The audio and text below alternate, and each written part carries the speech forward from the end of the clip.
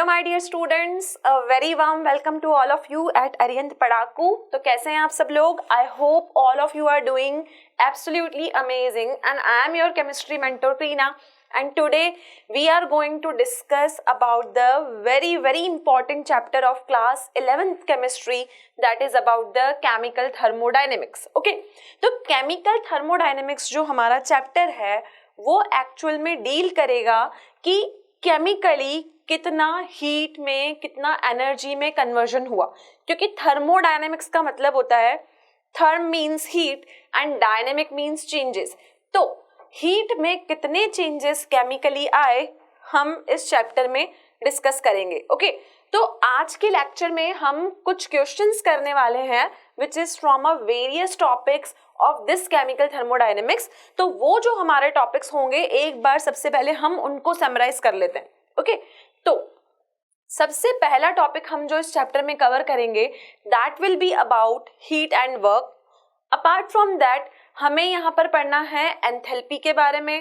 We have to discuss about the entropy, we have to discuss about the standard enthalpy, Gibbs free energy, Hess's law and many more such things. तो जितने भी topics हैं वो सब deal करेंगे about the heat changes that is going to take place in the reaction. Okay, तो हमें इन questions को डील करने के लिए, क्योंकि ये हमारे 11th क्लास का टर्म 2 का पार्ट है, तो बच्चों हमें यहाँ पर अरिहंत बुक को रेफर करना है, that is for CBSE term 2 2020। Okay, CBSE term 2 2022 के लिए ये हमारी बुक है और इस पूरी बुक में हमारे पास में हर टॉपिक को बहुत ब्रीफ वे में दिया गया है। अपार्ट फ्रॉम दैट जो भी हमारे NCERT के टॉपिक्स हैं फ्लो वाइज वो हम इस बुक में से रेफर कर सकते हैं। This book contains objective type questions. Apart from that we have examples, we have subjective questions and we have also the long answers which is based upon the case based study and assertion reason type. Okay, तो यहाँ पर पूरी NCERT के flow के according सारे topics हमें given है और हर टॉपिक पे प्रॉपर क्वेश्चन सॉल्व किया हुआ है। Okay, so refer this book and try to understand each and every concept very quickly. Okay, now we are starting with the first question we have. तो first question जो है हमारा बच्चों वो हमारा जो टॉपिक कवर कर रहा है that is about the heat and work. Okay, अब हम इसमें बात करेंगे हीट और वर्क के ऊपर जो भी क्वेश्चन होंगे। तो पहला क्वेश्चन हमें गिवन है 2 liters of ideal gas at a pressure of 10 atmosphere expands isothermally against a constant external pressure of 1 atmosphere until its total volume is 10 liter. You have to determine how much work is done during this expansion. Okay, तो सबसे पहली बात, तो जब भी हम किसी question का सॉल्यूशन करेंगे what we will do, हम क्वेश्चन में सारी गिवन कंडीशंस को लिखेंगे। ओके, तो सबसे पहले क्वेश्चन में गिवन कंडीशंस क्या हैं? पहली कंडीशन ये है कि 2 लीटर की आइडियल गैस है। इसका मतलब ये है बच्चों कि 2 लीटर जो है वो उस गैस का इनिशियल वॉल्यूम है। क्या है? इनिशियल वॉल्यूम है। तो 2 लीटर हमारी आइडियल गैस का इनिशियल वॉल्यूम हो गया। तो VI equal to 2 liters. Apart from that we are provided at a pressure of 10 atmosphere। लेकिन जब हम इस क्वेश्चन को सॉल्व करेंगे we are not needed a simple pressure, हमें यहाँ पर एक्सटर्नल प्रेशर से मतलब है, क्योंकि फॉर्मूला में हमें एक्सटर्नल प्रेशर ही काम आने वाला है। तो constant external pressure of 1 atmosphere, तो प्रेशर कितना है यहाँ पर एक्सटर्नल? हमें एक्सटर्नल प्रेशर से मतलब है, तो एक्सटर्नल प्रेशर है बच्चों यहाँ पर 1 atmosphere। Now until its total volume is 10 litre, तो हमें उस गैस को तब तक प्रेशराइज करना है जब तक उसका वॉल्यूम 2 लीटर से 10 लीटर नहीं हो जाता। इसका मतलब ये है बच्चों कि 10 लीटर हमारा फाइनल वॉल्यूम है। तो यहाँ पर हमारा फाइनल वॉल्यूम कितना हो गया? The final volume is 10 litre. Okay, now how much work is done during the expansion, तो हमें यहाँ कैलकुलेट करना है कि इस पूरी एक्सपेंशन की प्रोसेस में कितना वर्क किया गया। ओके, तो सबसे पहले अगर मैं बात करूं एक्सपेंशन की, तो when work is done by expansion, हमें पता है वर्क डन कैलकुलेट करने का फॉर्मूला होता है minus P external del V. Okay, लेकिन अगर ये वर्क कंप्रेशन के थ्रू हुआ होता तो हम उस माइनस साइन को वहां पर इंडिकेट नहीं करते। तो what is the formula used here? The formula used here is minus P expansion del V, that is expansion के लिए हम ये फॉर्मूला लगाएंगे, और इसी जगह अगर हमारा कंप्रेशन की बात होती तो हम यहाँ से इस नेगेटिव साइन को बच्चों एलिमिनेट कर देते। ओके, तो हमें पता है this is minus P external del V का क्या मतलब होता है? डेल वी मतलब कि वॉल्यूम में कितना चेंज हुआ, तो वॉल्यूम में कितना चेंज हुआ it will be given by final volume minus initial volume. तो डेल वी को मैं क्या लिखूंगी? डेल वी को मैं लिखूंगी V F minus V I. Okay, अब पी एक्सटर्नल कितना गिवन है हमें, हम सब्स्टिट्यूट करते हैं values. The P external that is given to us is minus V. Final volume कितना चाहिए हमें? फाइनल वॉल्यूम चाहिए 10 लीटर्स। इनिशियल था हमारा 2, so this will B -1 into 8 and this will be -8 joule. Okay, so the work came out to be -8 joule here. So here the work come out to be 8 joule here, क्योंकि हम यहाँ पर work की unit joule apply करते हैं। But बच्चों जो हमने यहाँ फॉर्मूला अप्लाई किया है, अकॉर्डिंग टू दिस फॉर्मूला हम यहाँ पर वॉल्यूम और प्रेशर की यूनिट्स को एप्लीकेबल करेंगे।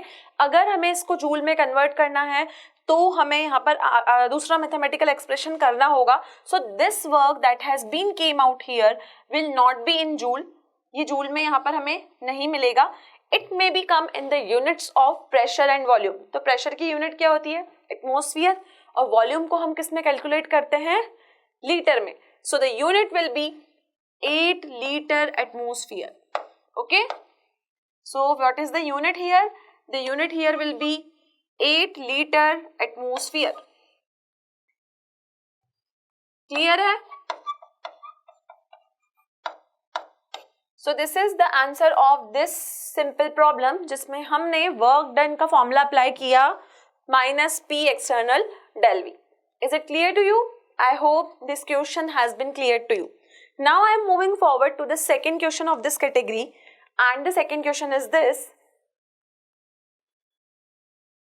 5.2 mole of ideal gas at 25 degrees Celsius expands isothermally at 3 times of its original volume against the external pressure of 1 atmosphere. You have to calculate the work done.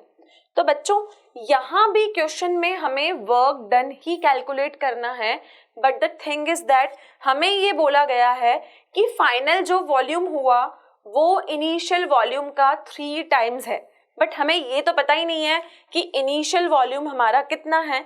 तो यहाँ पर हमें बहुत सारी चीज़ें गिवन है जिसके बेसिस पर हम क्या करेंगे, अपना इनिशियल वॉल्यूम यहाँ पर कैलकुलेट कर सकते हैं। ओके, सो सबसे पहले सॉल्यूशन का हमें क्या पार्ट करना है, हमें सॉल्यूशन में गिवन कंडीशंस को लिखना पड़ेगा।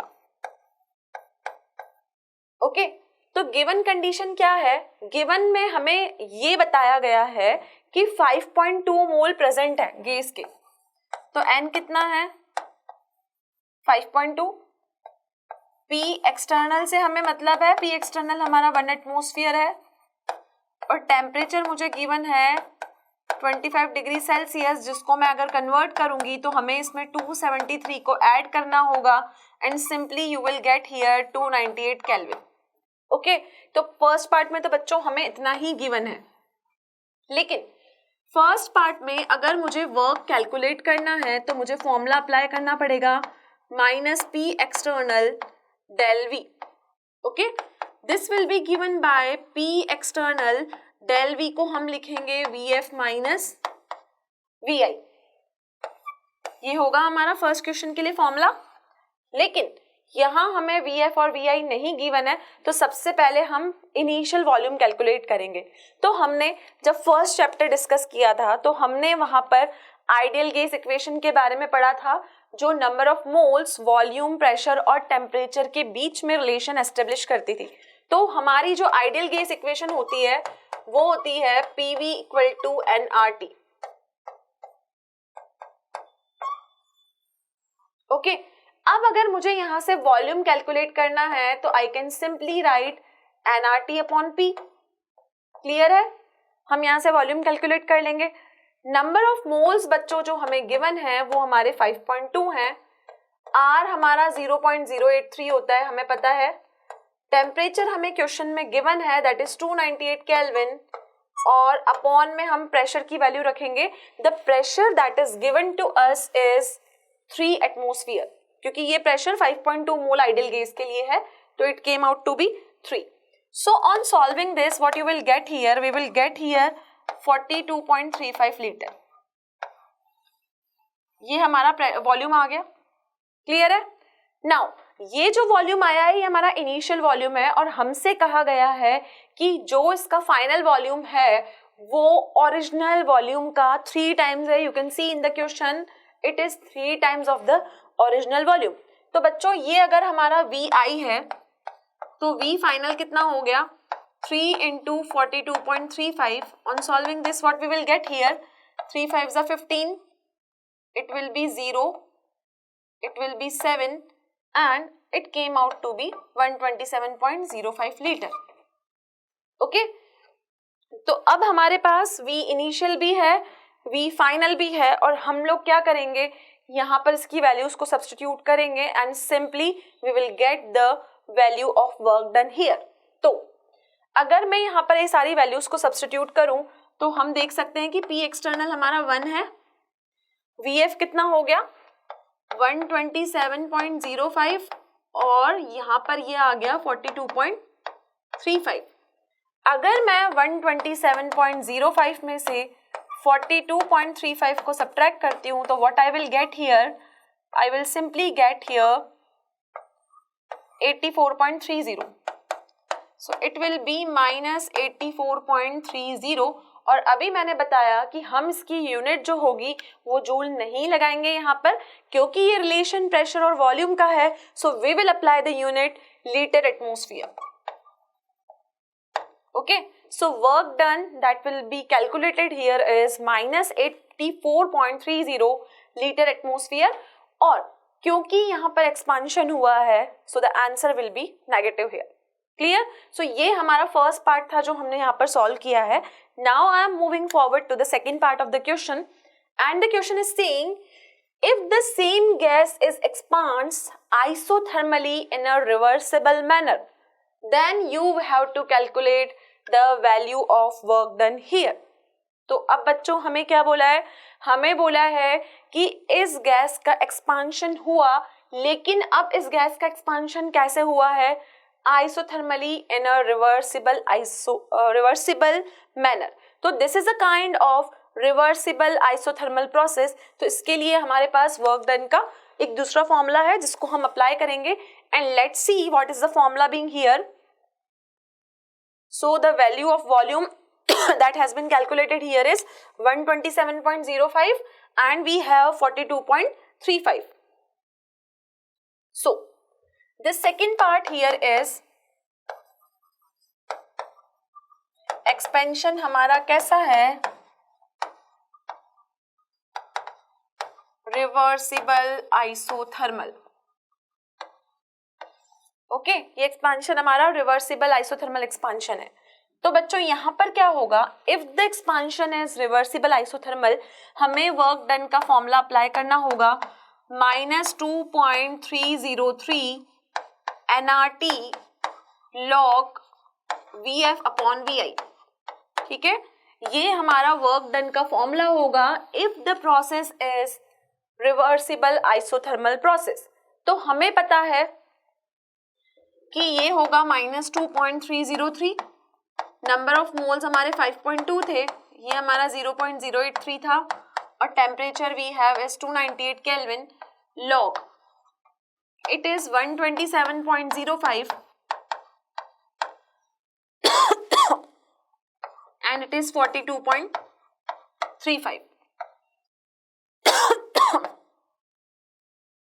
On solving this expression, what we will get? We will get 14156.38 joule. So this is the answer we get for work done. Okay, so on solving this expression, you will get this final answer. But if the process is reversible isothermal process, we have to apply the formula, that is 2.303 nRT log VF upon VI, क्योंकि ये system अब हमारा expansion का अलग system है. तो बच्चों, अभी तक हम जो वर्क कैलकुलेट कर रहे थे वो लीटर एटमॉस्फेयर में आ रहा था, क्योंकि वहां पे हम फॉर्मूला अप्लाई कर रहे थे पीवी. बट अगर हमारा आंसर लीटर एटमॉस्फेयर में है and you have to convert it into the joule, you have to simply multiply that expression with 101.32. Okay, तो ये हमारा जूल में कन्वर्ट हो जाएगा लीटर एटमॉस्फेयर से. क्लियर है? तो यहाँ पर हमने अभी तक 2 क्वेश्चंस किए हैं. First question is based upon the work done for expansion process which is given by -P external del V, और सेकंड जो है वो हमारा था नंबर ऑफ मोल्स के ऊपर बेस्ड. और for referring this formula you can simply refer the Arihant book, जिसमें सारे फॉर्मूले बहुत सॉर्टेड वे में हमें यहाँ पर गिवन है. Okay, now I am moving forward to the third question. Again this is the question that is for work done. Okay, ये भी हमारा वर्क डन के ऊपर क्वेश्चन है. Calculate the work done when 11.2 gram of iron dissolves in hydrochloric acid. हमें ये बोला गया है कि वर्क डन हमें तब निकालना है जब हमारा आयरन हाइड्रोक्लोरिक एसिड में डिसॉल्व होता है.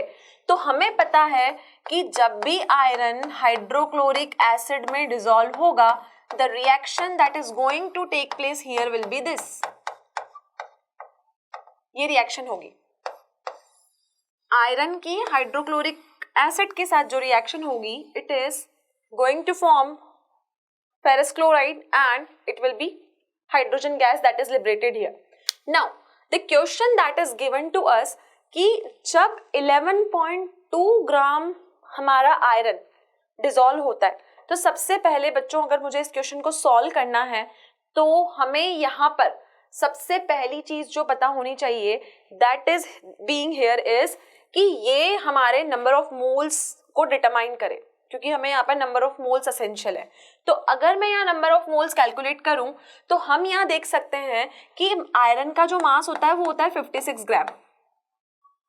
ठीक है, तो 56 ग्राम आयरन जब रिएक्शन कर रहा है तो वो 1 मोल दे रहा है FeCl2 का. कितना मोल दे रहा है? 1 मोल. तो 56 gram of iron gives 1 mole of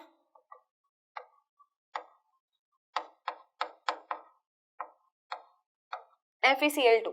ठीक है, अब हमें क्वेश्चन में 56 ग्राम नहीं गिवन है, हमें गिवन है 11.2 ग्राम.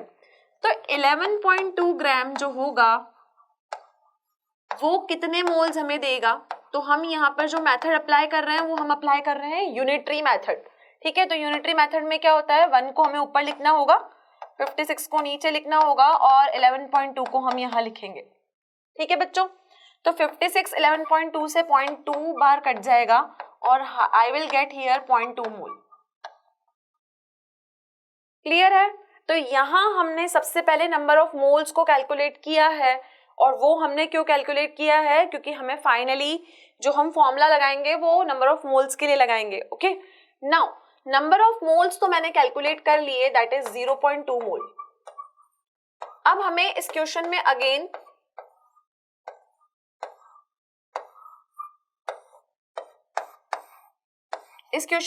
हमें 2 पार्ट गिवन है. हमें वर्क डन कैलकुलेट करना है. फर्स्ट है हमारा part that is closed vessel. ठीक है, तो क्लोज्ड वेसल के लिए जब हम वर्क डन कैलकुलेट करेंगे it will be given by -P external del V. ये फॉर्मूला हम बार बार अप्लाई कर रहे हैं क्योंकि हम जो क्वेश्चंस कर रहे हैं वो हीट एंड वर्क पे कर रहे हैं. तो पहला पार्ट है कि अगर ये वेसल क्लोज्ड है तो यहाँ पर वर्क डन की वैल्यू क्या होगी। तो बच्चों जब भी कोई वेसल क्लोज होता है तो उस केस में जो इसका वॉल्यूम होता है उसको हम 0 अज्यूम करते हैं, तो there will be no work done if a vessel is closed. तो इस केस में हमें डेल वी को क्या पुट करना पड़ेगा, 0 पुट करना पड़ेगा, and we will get minus P external into 0 that is 0। So इस केस में हमारा वर्क डन क्या हो गया, the work done is 0 here. Okay, तो ये क्वेश्चन जो है बच्चों ये हमारा अरिहंत बुक का क्वेश्चन है, and you can easily refer this question as a subjective question part 2 which is on your page number 32 and this is the question number 5th that is given to us। और उसमें हमें यहाँ पर हमारे पास में 2 parts जो हैं question के given है। okay, so you can easily refer subjective question from this Arihant book। now we are moving forward for solving the second part of the question। तो यहाँ पर हमें क्या करना है, हमें यहाँ पर अप्लाई करना है formula minus P external del V. लेकिन अभी हमने फर्स्ट पार्ट के लिए तो वॉल्यूम को 0 कर लिया क्योंकि वेसल क्लोज था, लेकिन अगर यही वेसल ओपन होगा तो हमें यहाँ पे वी की रिक्वायरमेंट है। और अभी अभी मैंने बताया कि वी पी या एन में से जो भी मिसिंग होगा हम उसको आइडियल गैस इक्वेशन लगा के सॉर्ट आउट करेंगे। ओके, सो यहाँ पर हमारे पास में सबसे पहले अगर हम बात करें, हम बात कर रहे हैं यहाँ पर पार्ट नंबर 2 की, कि हमें यहाँ पर वॉल्यूम नहीं पता है। तो वॉल्यूम को हम बच्चों कैलकुलेट करेंगे PV इक्वल टू nRT। तो अगर मुझे यहाँ से वॉल्यूम चाहिए तो I will substitute the values nRT upon P। Clear, number of moles हमने कैलकुलेट कर लिया 0.2, R इज 0.083 इनटू जो हमारे क्वेश्चन में P की वैल्यू गिवन है, P एक्सटर्नल हमारा 1 एटमॉस्फेयर होता है। अब हम T को चेंज करेंगे, this is not 250 Celsius here, make a little correction that is 25 degree Celsius. और सेल्सियस को केल्विन में कन्वर्ट करने के लिए we will simply do that, we will add 273 to that parameter. Okay, तो हमने क्या किया, टेम्परेचर में 273 को ऐड किया तो we will simply get here 278। Okay, now after solving this expression you will get the value of v here।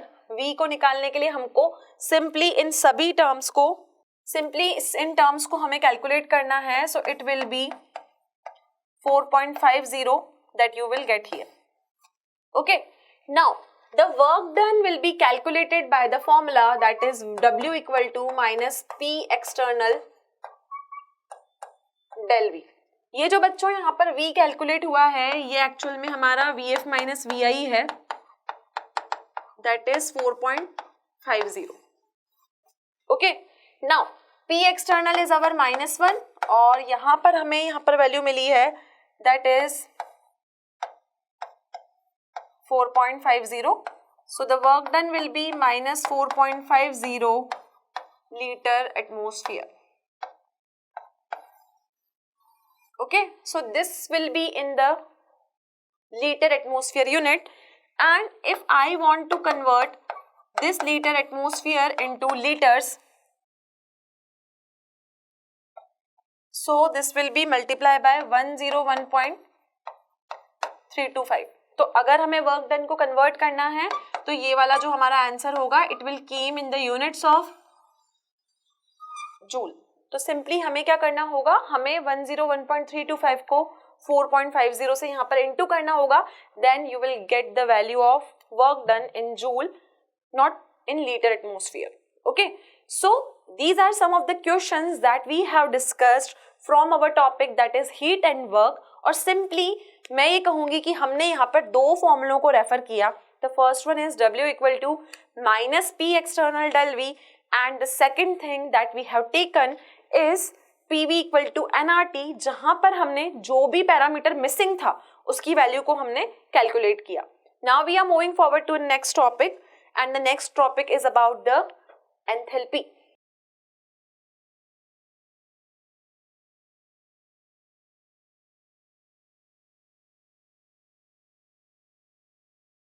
Now the next topic will be about the enthalpy we are dealing here. तो अभी जो हम इस topic पे questions करेंगे बच्चों, that are from the topic that is enthalpy. Okay, enthalpy और we can say that it is the enthalpy changes.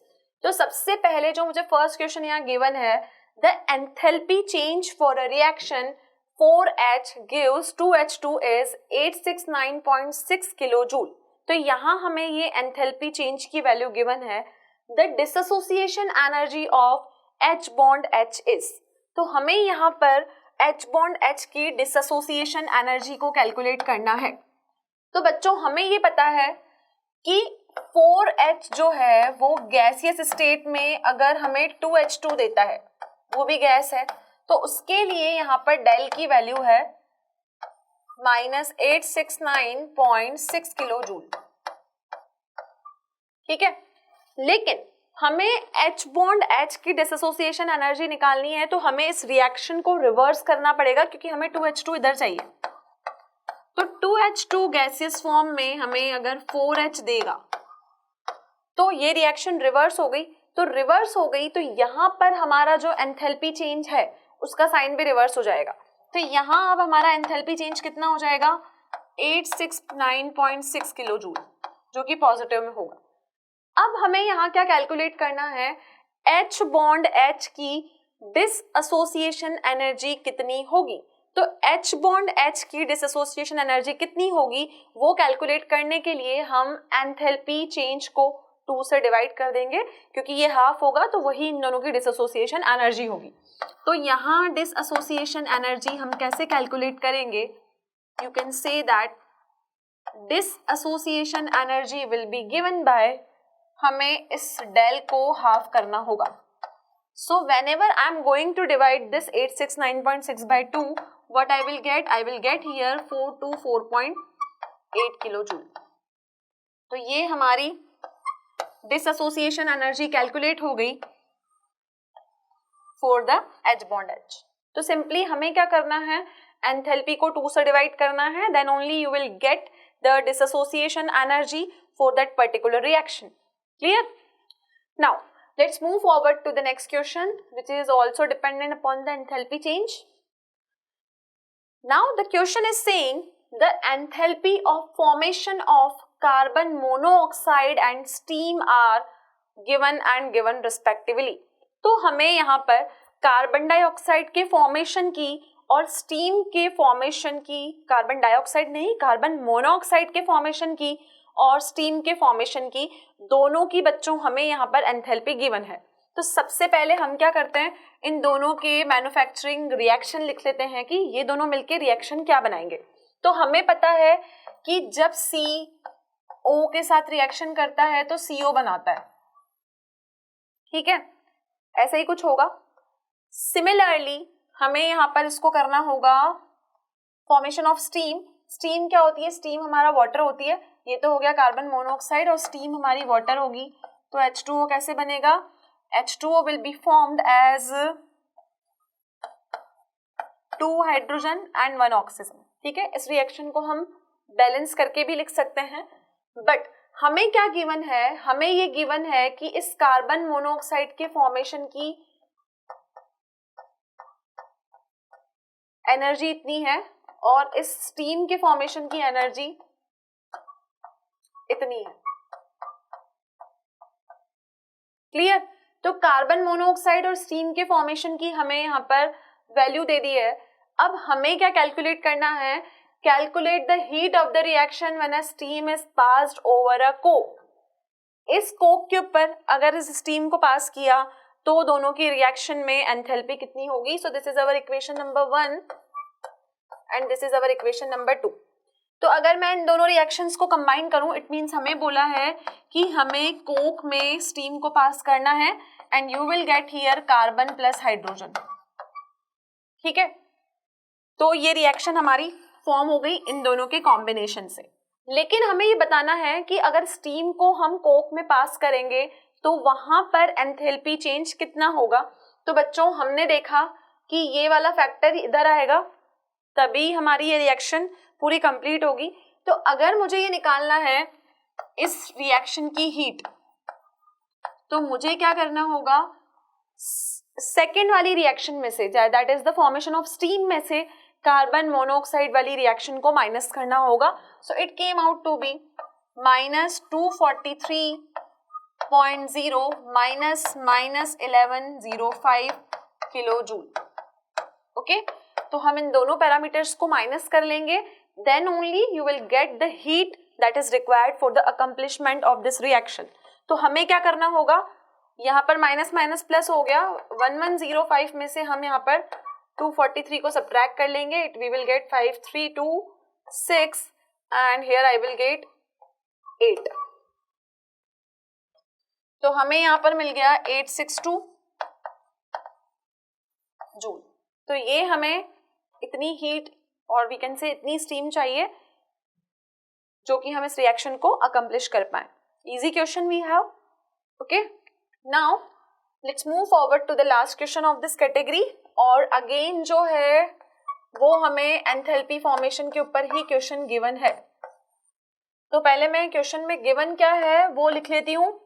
हमें यहाँ पर हैबर्स प्रोसेस दिया हुआ है for the formation of ammonia and you can easily see here कि जब N2 की रिएक्शन 3H2 के साथ हुई you are getting here 2NH3.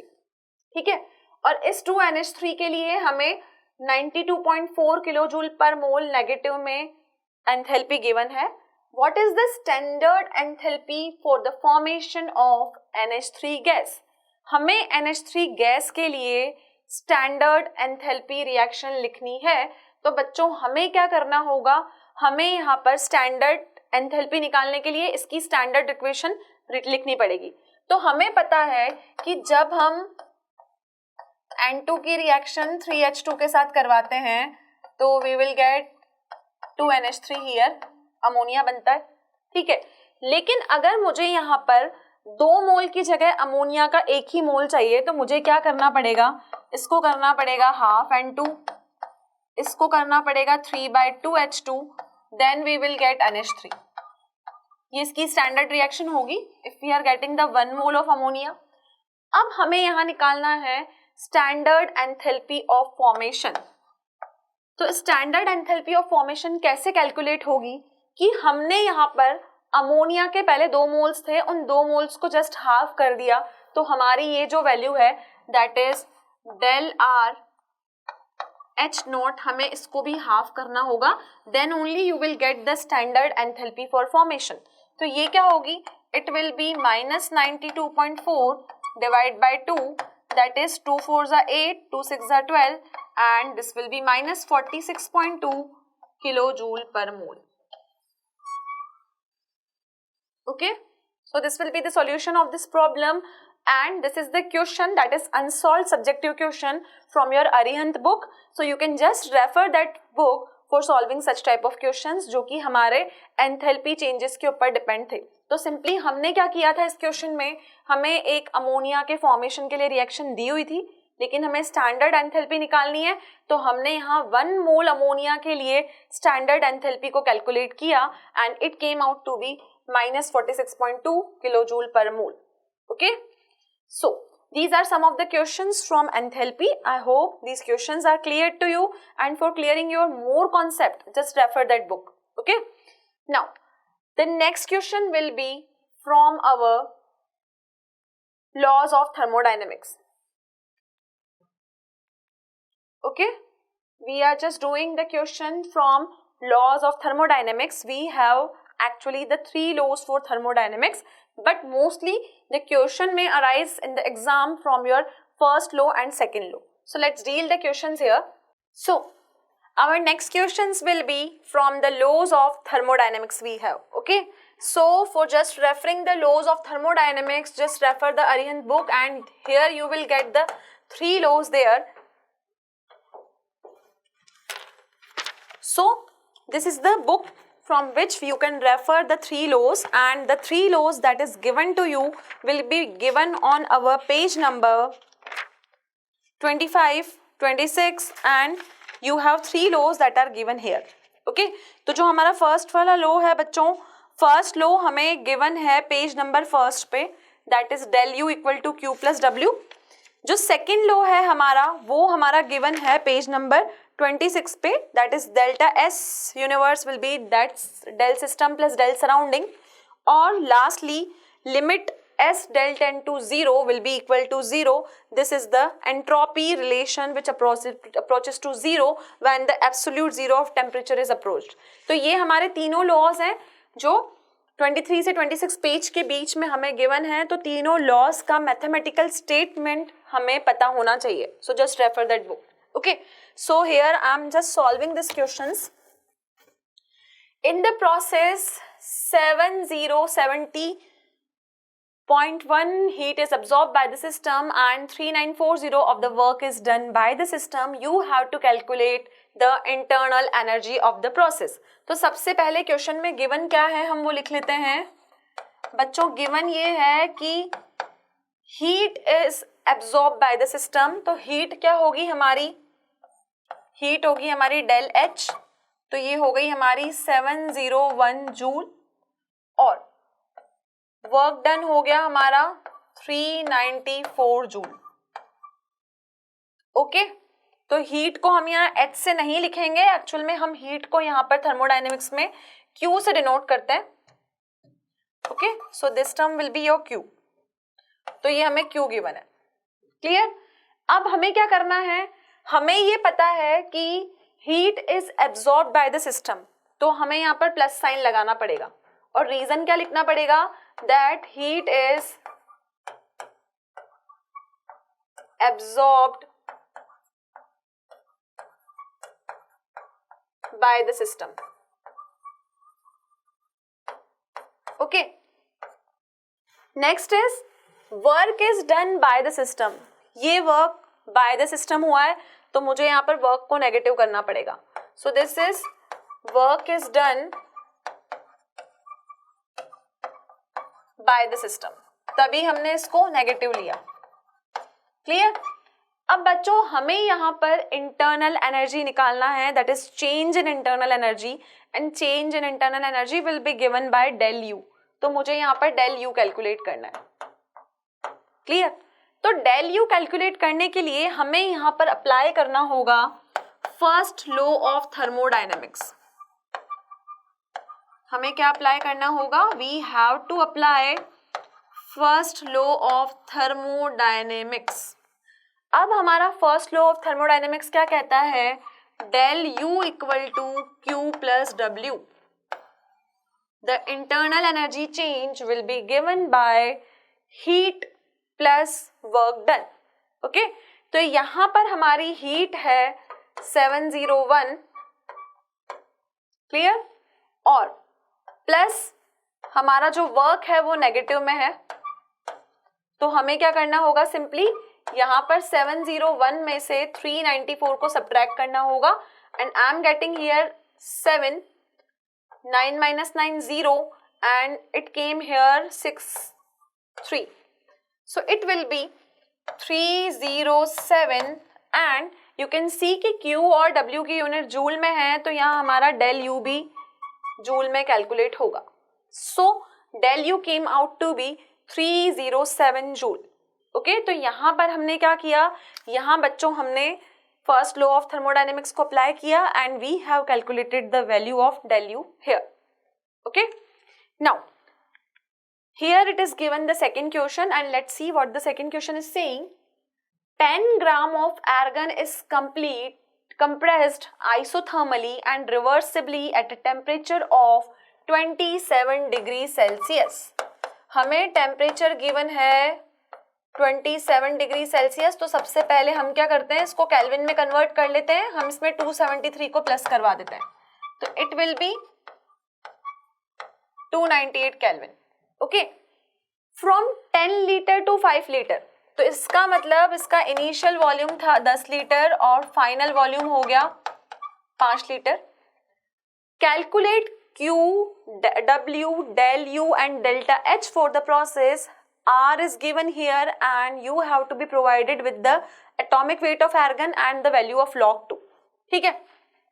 अब बच्चों यहाँ पर हमें ये गिवन है कि ये प्रोसेस हमारा आइसोथर्मल रिवर्सिबल प्रोसेस है. तो इसका क्या मतलब हुआ, अगर ये प्रोसेस आइसोथर्मल रिवर्सिबल प्रोसेस है तो हमें वापस बैक जाना पड़ेगा और हमें वहां पर वर्क डन कैलकुलेट करने के लिए दोबारा आइसोथर्मल रिवर्सिबल रिएक्शन को यहाँ पर अप्लाई करना होगा. ओके, सो W का जो फॉर्मूला होता है वो होता है हमारा -2.303 nRT log VF upon VI. ये फॉर्मूला होता है और ये फॉर्मूला किसके लिए होता है? This formula is for isothermal reversible process. ठीक है, लेकिन यहां मुझे क्वेश्चन में R गिवन है, T गिवन है, log VF गिवन है और log VI भी गिवन है. But how would I calculate the value of N? N होता है हमारा नंबर ऑफ मोल्स. तो सबसे पहले अगर मुझे यहाँ पर नंबर ऑफ मोल्स कैलकुलेट करना है तो मुझे फॉर्मूला अप्लाई करना पड़ेगा given mass upon molar mass. किसका? Given mass upon molar mass हम कैलकुलेट करेंगे एर्गन का. तो एर्गन का गिवन मास तो 10 है और हमें यहाँ गिवन है कि एर्गन का वेट होता है 40. तो ये हो गया 1/4 and it came out to be 0.25. Clear? अब हम यहाँ पर वैल्यू सब्स्टिट्यूट करते हैं. W will be equal to -2.303 into 0.25. R कितना गिवन है? R हमें 2 गिवन है और यहाँ हम लिखेंगे T की value 298 and it will be log VF upon VI. तो VF 5 है और VI हमारा 10 है, so it will be 5/10. Okay, so on solving this we will get W equal to -103.635 and the answer will be in calorie. यहाँ पर हमें इस expression को सॉल्व करने के बाद W की वैल्यू मिलेगी 103.635 किलो कैलोरी. क्योंकि यहाँ पर हमें R की वैल्यू कैलोरी में गिवन है इसलिए हमने यहाँ पे जूल अप्लाई नहीं किया. Okay, mind this unit also. Now इस क्वेश्चन में हमने W तो निकाल दिया. Now we are left with Q, del U and del H for the process. Okay, so W हमने कैलकुलेट कर लिया. Now we are moving forward कि हम आगे की चीजें यहाँ पर कैलकुलेट करें. सो the next part we will calculate by applying the first law of thermodynamics.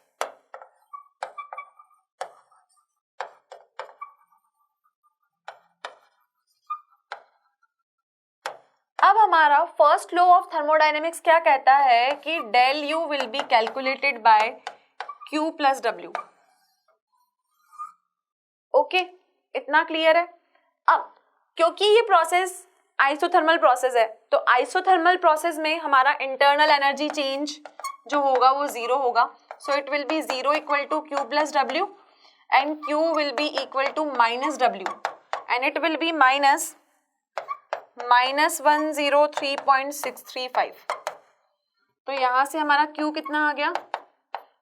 Plus का 103.635 और इसकी यूनिट होगी कैलोरी क्योंकि ये हीट है. क्लियर? क्योंकि ये आइसोथर्मल प्रोसेस है यहाँ पर हम इंटरनल एनर्जी को 0 सब्स्टिट्यूट करेंगे.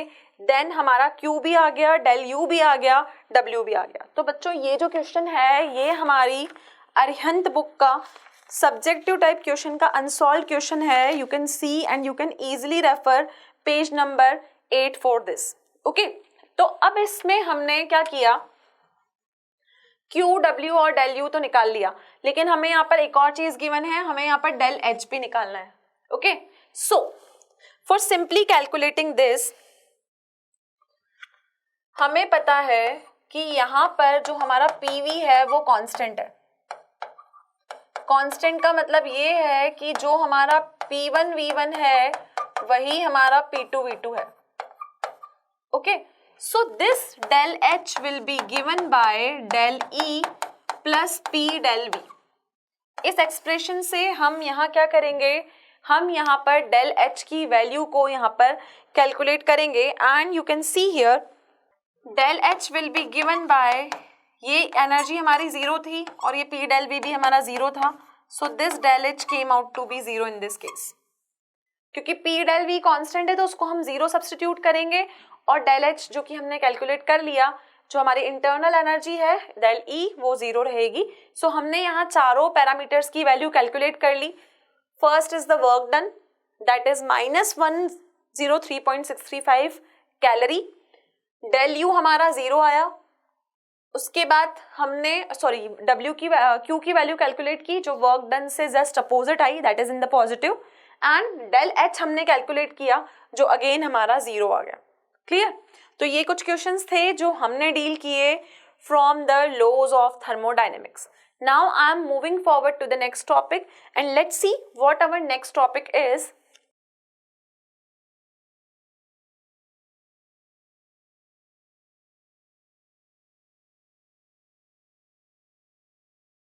So students, our next question will be from our topic that is entropy.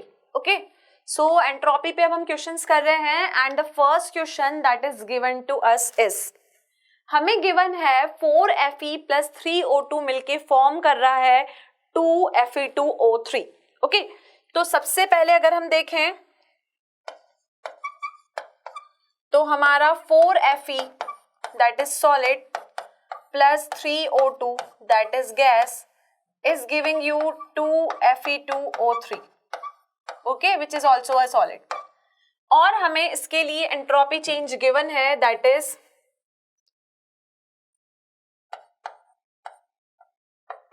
-549.4 joule per kelvin, और साथ में हमें यहाँ पर क्वेश्चन में टेम्परेचर भी गिवन है that is 298 Kelvin, and we are provided with delta R H naught that is 1648 into 10 की पावर 3 जूल पर मोल। अब हमसे पूछा है द अबव रिएक्शन इज, तो अबव रिएक्शन इज हमें यहाँ पर बताना है कि रिएक्शन का नेचर कैसा होगा। तो हमें एक्चुअल में यहाँ पर ये बताना है कि रिएक्शन स्पॉन्टेनियस है या फिर नॉन स्पॉन्टेनियस है। ओके, तो बच्चों हम सबसे पहले क्या करेंगे, हमें क्वेश्चन में एंट्रोपी चेंज दे दिया और क्वेश्चन में हमें डेल आर एच नॉट की वैल्यू हमें गिवन है। तो सबसे पहले हम क्या करेंगे, we will calculate the value of entropy here. Okay, so this spontaneity will be given by minus del H naught upon T. Okay, this will give you the spontaneity of the reaction. अब यहाँ पर हमें जो values given है that is del R H naught, तो ये है हमारा माइनस का 1648 into 10 की पावर 3. ओके, ये हमने H की वैल्यू रख दी. The entropy change is -549.4 upon this will be del R H naught upon T.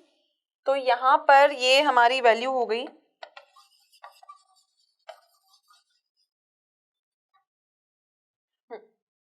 it will be minus and it will be 1648 into 10 की power 3 and you have to divide it by the temperature that is 298.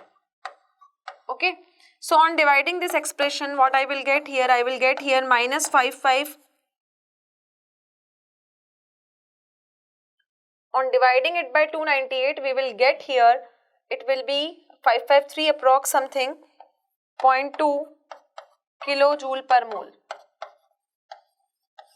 Okay, this will be something like this. Now we are given with the entropy change. हमें यहाँ पे entropy change given है, तो हमें पता है कि जो del S होता है, del S जो होता है सराउंडिंग यूनिवर्स का, it will be equal to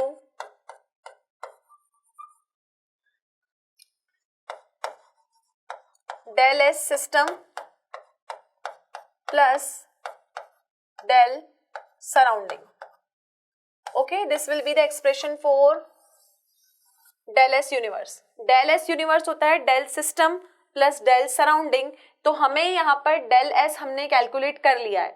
तो हमें पता है कि जब हम यहाँ से वैल्यू कैलकुलेट करेंगे, दिस इज -553.0 और ये हमें एंट्रोपी चेंज भी यहाँ पर गिवन है, तो on solving this you will get a positive sign of a expression. हमें क्या मिलेगा? S का साइन पॉजिटिव, और S का साइन पॉजिटिव होने का ये मतलब है कि ये रिएक्शन हमारी नेचर में spontaneous है. So this is how you will calculate the nature of reaction, whether it is spontaneous or non-spontaneous. तो ये reaction हमारी spontaneous होगी क्योंकि हमें यहाँ पर positive sign obtain होगा. Okay? Next question is calculate the entropy change in surroundings. Okay? हमें given है कि हमें entropy change निकालना है, लेकिन किसका? हमें डेल एस निकालना है सराउंडिंग का. ठीक है.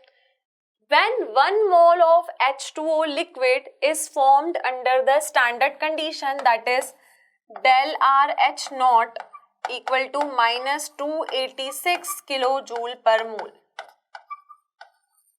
क्लियर?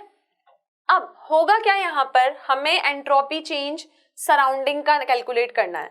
तो सराउंडिंग का बच्चों यहाँ पर एंट्रोपी चेंज कैलकुलेट करने के लिए सबसे पहले हमें पता है कि जो डेल एस होता है सिस्टम का, it will be given by minus del R H upon T.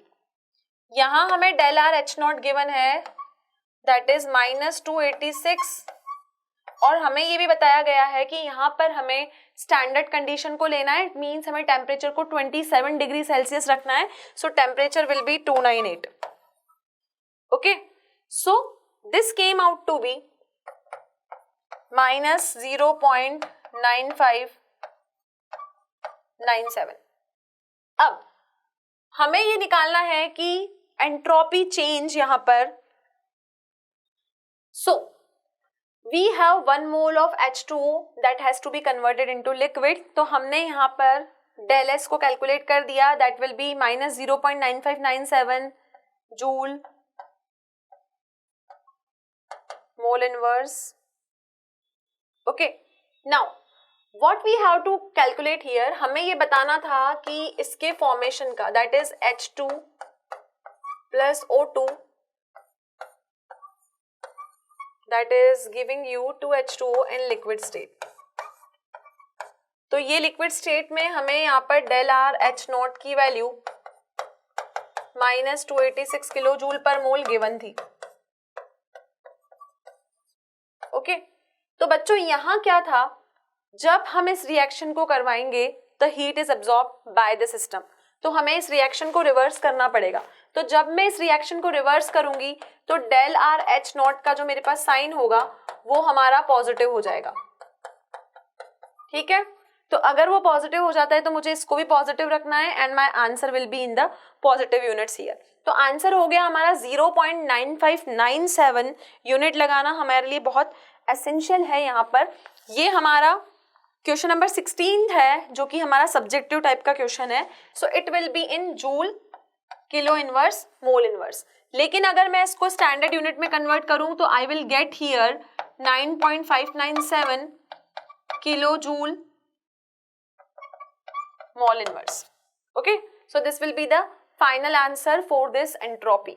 तो हमें जब भी क्वेश्चन में डेल्टा एस निकालना होगा तो हमें पता है कि डेल्टा एस जो होता है वो डेल्टा सिस्टम प्लस सराउंडिंग का सम होता है. ओके, और उसे हम कैलकुलेट करेंगे डेल एस को by minus del R H naught upon T. तो हमें एच नॉट और टी पता होना जरूरी है. इस क्वेश्चन में हमने इसका साइन क्यों रिवर्स किया? क्योंकि ये हमें यहाँ पर बताया गया था कि जब भी एंथैल्पी चेंज, मतलब जो भी एंथैल्पी चेंज हुआ तो इस सिस्टम में heat is absorb by the system. तो हमें इसके साइन को नेगेटिव न लेके पॉजिटिव में लेना है. Okay, now we have one more question on entropy and let's see what the question is.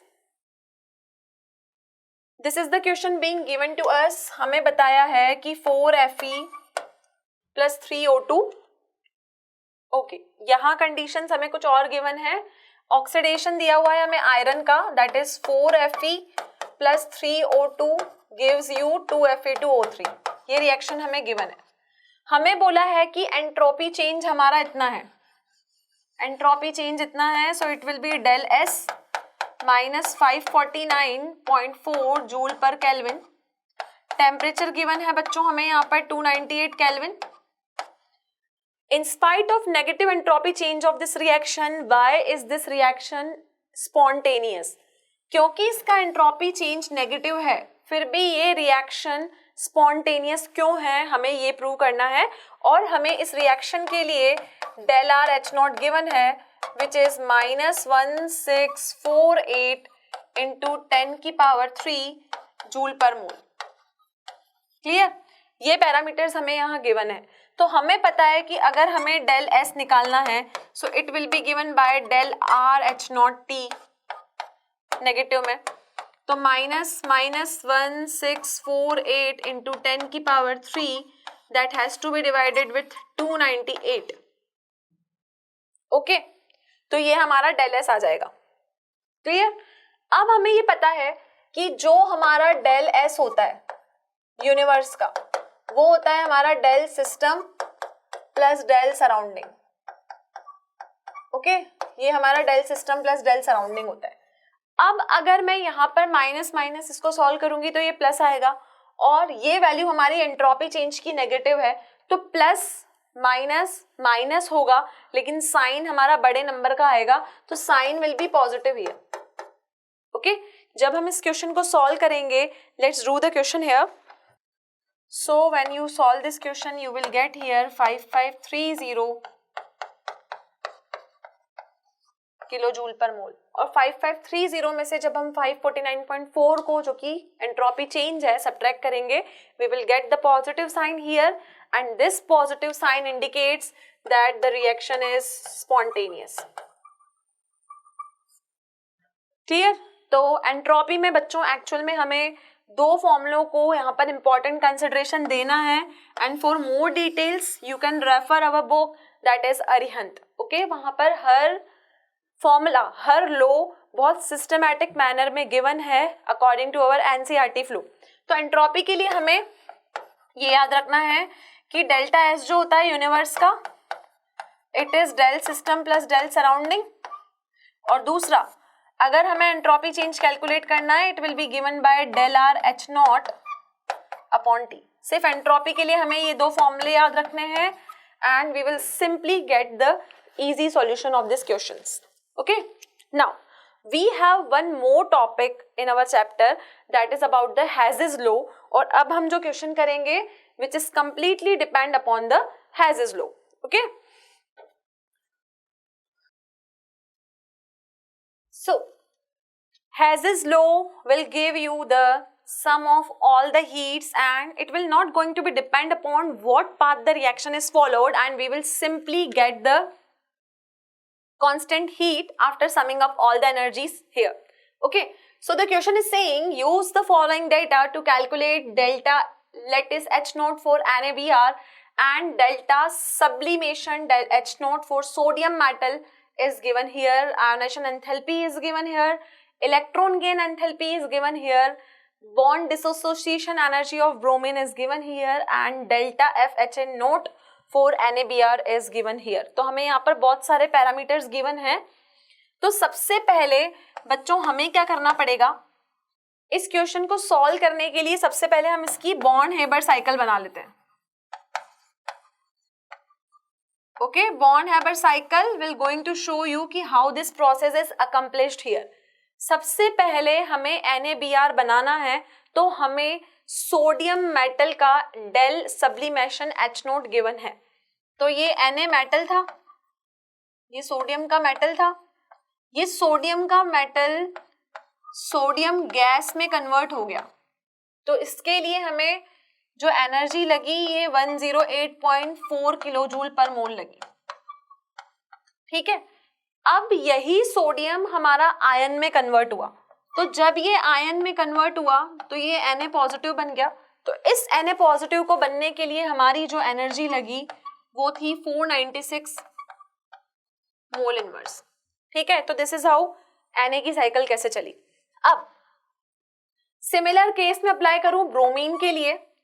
Bromine ने क्या किया, Br2 जो था हमारा, it will be half Br2।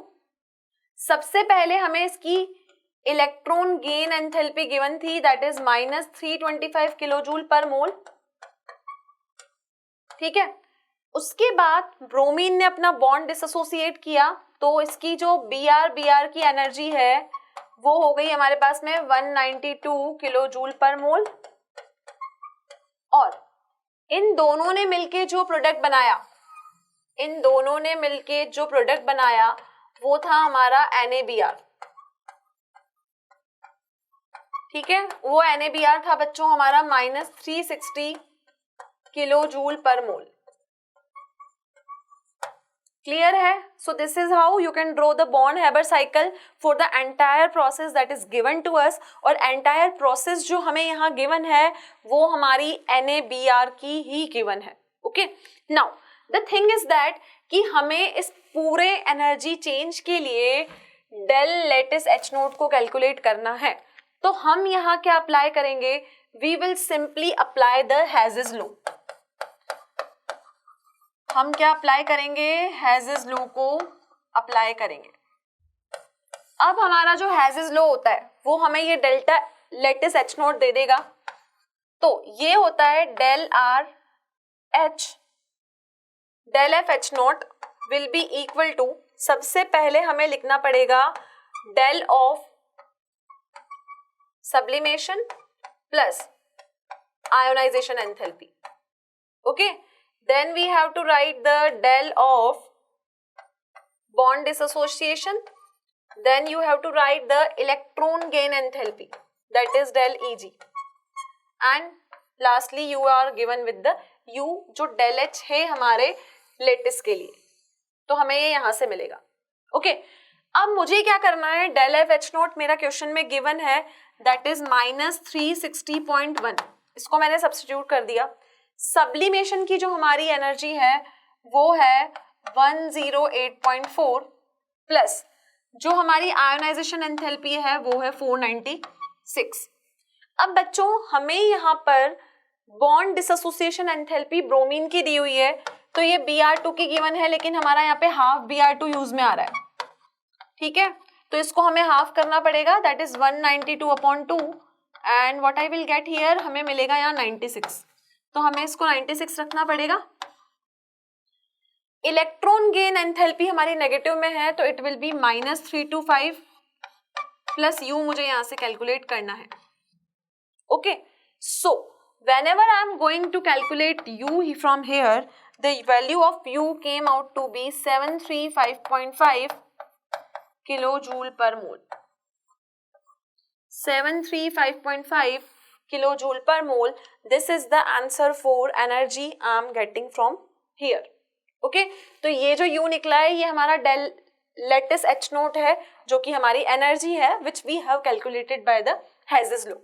तो हेजेस लॉ में हमें पहले सीक्वेंस वाइज चलना पड़ेगा ताकि हम ध्यान रख पाएं कि यहाँ रिएक्शन में हमने हाफ Br2 को यूज किया है, तो हाफ Br2 अगर हमने यूज किया है तो हमें वहां पर उसकी बॉन्ड डिसोसिएशन एंथैल्पी को भी हाफ करना होगा। Okay, now let's move forward to the next question.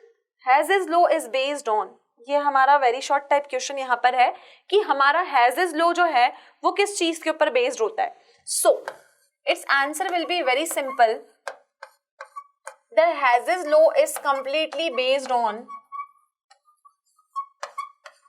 law of conservation of energy.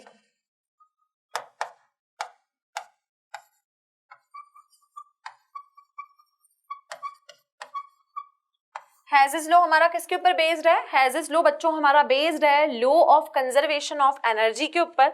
तो law of conservation of energy क्या होता है कि किसी भी सिस्टम में जो टोटल हीट रहती है वो कंजर्व्ड रहेगी, it is not dependent upon how the path of the reaction is followed. Okay, so Hess's law will going to tell you about that heat is constant, that is total energy हमारी conserved रहेगी and it is independent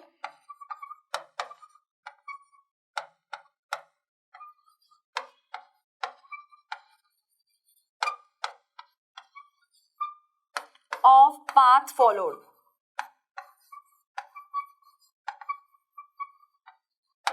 ये depend नहीं करेगी कि हमने heat को calculate करने के लिए कौन सा पाथ फॉलो किया है. So this is how the Hess's law depends upon. Okay, now let's move forward to the last question of this category. ये भी कुछ हमारा सिमिलर क्वेश्चन है जो कि NABR की फॉर्मेशन पे दिया हुआ है. तो बच्चों ये क्वेश्चन बिल्कुल हमारा सेम होगा जैसा कि हमने प्रीवियस क्वेश्चन किया, but let me tell you one more thing about that कि हमें NABR को फॉर्म करना है. तो NABR में पहले Na सॉलिड से गैस में कन्वर्ट होगा, देन उसका आयन का फॉर्मेशन होगा. तो Na बनने के लिए हमें चाहिए Na प्लस इलेक्ट्रॉन, ठीक है. और ब्रोमीन की रिएक्शन होगी, ये होगी हमारी हाफ Br2 बनाना है हमें, तो इट विल बी ब्रोमीन. और हमें यहाँ पर ब्रोमीन चाहिए तो हमें इलेक्ट्रॉन को यहाँ ऐड करवाना पड़ेगा. सो this is how you will get the reaction. और इस केस में हमारी IE काम आएगी और इस केस में हमारी Eg काम आएगी, that is electron gain enthalpy. और सिमिलरली हमें यहाँ पर रिएक्शन के लिए डेल्टा लैटिस कैलकुलेट करना है. मतलब डेल्टा लैटिस का मतलब यहाँ पर ये है बच्चों कि हमें यहाँ पर U को ही कैलकुलेट करना है. और अभी अभी हमने प्रीवियस क्वेश्चन में U को सॉल्व किया था and it came out to be 735.5 kilo joule per मोल.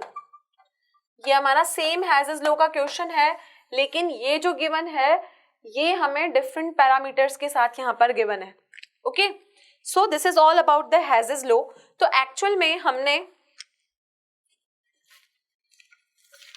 आज के लेक्चर में जितने भी क्वेश्चंस को डिस्कस किया वो हमने अरिहंत बुक को रेफर करके किया है. कुछ क्वेश्चंस हमने यहाँ से एग्जाम्पल्स से लिए हैं, कुछ क्वेश्चंस हमारे सब्जेक्टिव टाइप क्वेश्चंस हैं. लेकिन अगर हमें बाकी क्वेश्चंस को भी डिटेल में देखना है, लाइक हमारे असर्शन रीजन टाइप क्वेश्चंस, हमारे केस बेस्ड स्टडी, तो सिंपली हम इस बुक को रेफर कर सकते हैं. तो बच्चों अगर हमें इस बुक को रेफर करना है तो हमें क्या करना होगा, हमें NCERT के जो सारे टॉपिक्स हैं ना वो भी बहुत सिंपलर वे में इस बुक में गिवन है, ताकि हम जब एंड मोमेंट पे हम एग्जाम में जो भी पढ़ाई करते हैं तो हमें हमारे बहुत बड़े बड़े नोट्स ना देखने पड़े, हम शॉर्ट वे में हर चीज़ को लर्न कर सकें. So this book is for chemistry class 11th for term 2. Term 2 में हमारे जो 5 चैप्टर्स आने वाले हैं वो बहुत डिस्क्रिप्टिव वे में इस बुक में दिए हुए हैं और NCERT के फ्लो के अकॉर्डिंग हमें सब क्वेश्चंस भी इस बुक में गिवन है. तो for referring this book just go through each question in this book and you can understand each and every concept that is related to this chapter. तो इस चैप्टर में केमिकल थर्मोडायनेमिक्स में हमने सबसे पहले बात की थी हीट एंड वर्क की. सेकेंडली हमने लॉज ऑफ थर्मोडायनेमिक्स पे क्वेश्चन किए. Then we have enthalpy, we have entropy, we have Hess's law there and we have the standard free energy there also. तो ये कुछ इंपॉर्टेंट कॉन्सेप्ट्स हैं इस chapter के जिसमें से डेफिनेटली एग्जाम में क्वेश्चन जो होगा वो अराइज होगा ही होगा. And the question will not be a short question क्योंकि यहाँ कैलकुलेशन पार्ट है. So our chemical thermodynamics will carry the highest weightage there. Okay, तो यहाँ हमें सब क्वेश्चंस को डिटेल वे में करना है और डिटेल में करने के लिए हमें इस बुक को रेफर करना बहुत जरूरी है. Okay, I hope this video lecture has been clear to you and we will get more amazing questions from Arihant like this in our next lecture which will be on the topic that is equilibrium. Okay, so thank you so much and have a great day.